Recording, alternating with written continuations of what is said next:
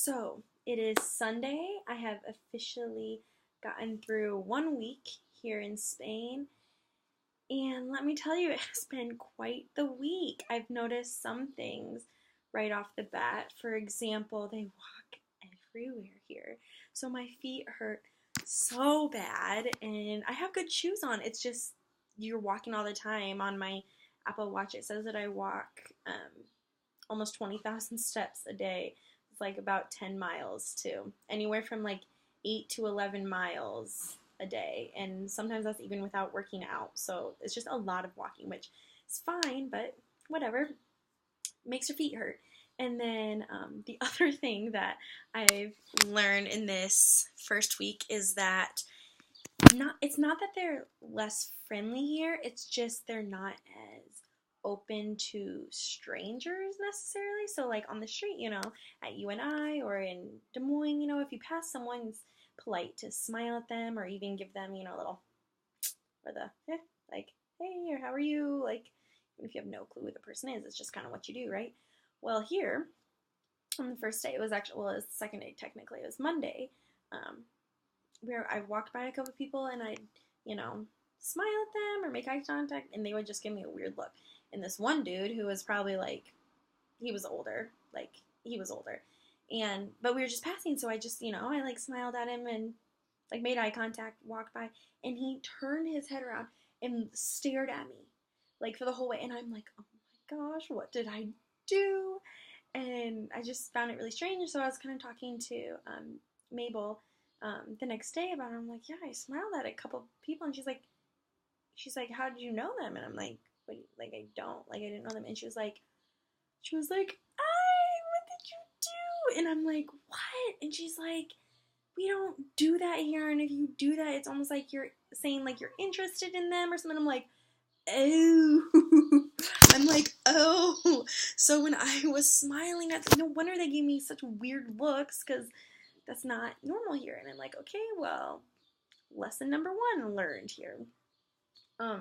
Another thing, well, along those same lines, like everyone just kind of keeps to themselves. They don't really ask. Like when you're in a restaurant, depending on the restaurant, but the majority of the time they just give you food. Or like when shopping, they don't. It's not like you make small talk. It's not really. Not that there's not customer service, but it's like you're in and out. Like, all right, okay. It's just a little bit different than good old Iowa, but it's great. It's good to know, good to learn new things. The style here is a lot more outward and new, and I guarantee you that the type of clothes that are here right now will be in America in like a year, if that long. But last night, yesterday afternoon we went shopping. I got some fun jeans and a shirt and a couple other things at Zara, which is a pretty popular store like in Europe, and I think it's international, but only in bigger cities. And then Sfera and Mango, and those are the places that I went here, and I got some really cute stuff, so that's exciting. And it's pretty cheap too. Like my jeans I got for 25 euros, which through the conversion rate and everything is about roughly $30, which isn't bad at all, and they're from a really nice store. And then last night we went out for the first time, and let's just say that the normal time that they get home is like 7 or 8 in the morning, and I am like, I can't do that. And so you get ready and you meet up with we met up with our friends at like a little after midnight at a sidreria, and we were there until a little bit after 1 a.m. And then we went to the street with all the bars with some of our Utah friends, and we were like the first ones there, and it was almost 2 in the morning, and that's like bar close in America. We're like, what is happening? And then we go out on the street, and there's like, so you walk down, there's like these two streets, they're kind of in an L shape, and it's just bar after discoteca, after club, after, and then they have this like fry place that kind of reminds me of $5 pizza on the hill, but it was just packed. And so it was like 3 in the morning, and we're like about to fall asleep, and like it's just a lot more social there. Like there's not as much dancing or dirty dancing really. There's clubs, yeah, but it's like it's more of dancing like on your own and stuff with your friends, which is really cool. And so then after about 3 a.m. we were just feeling really tired, and so then we decided to call it quits, and my feet were hurting so bad at that point, and we took off at like a little after 3:30, and it was still bumping. Like we were like the first ones to like they stay out for hours, and I got home and didn't get to sleep until like 5 in the morning, and I was so tired, and I slept until like 1 today. But that's just how they do it here. And there's a big fiesta right now.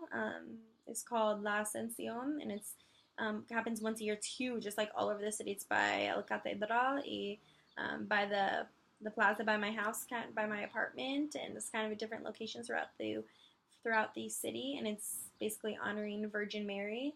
And they have food and tents, and like it's like the history of Asturias, which is the state that Oviedo is in, like northern Spain. Basically, you can just think of it as northern Spain, and their traditions. They had a whole huge tent of chorizo y vino, which is wine. Chorizo is sausage. Another tent that was all cheese, queso, and smelled so bad. It smelled like throw up. We had to leave. And then there was another one that was el pan, which is bread, and different types of bread. And they had like a wheat separator. It was really, really cool.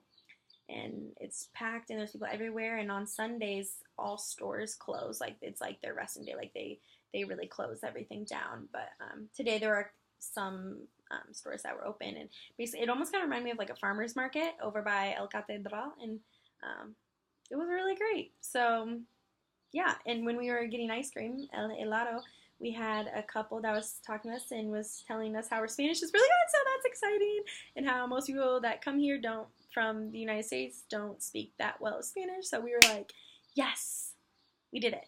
We're being somewhat successful. Clearly, our Spanish wasn't good enough that they knew that we weren't from there, but good enough that they could talk to us, and we had a great conversation. So that was really cool. Survived the first week. On to the next.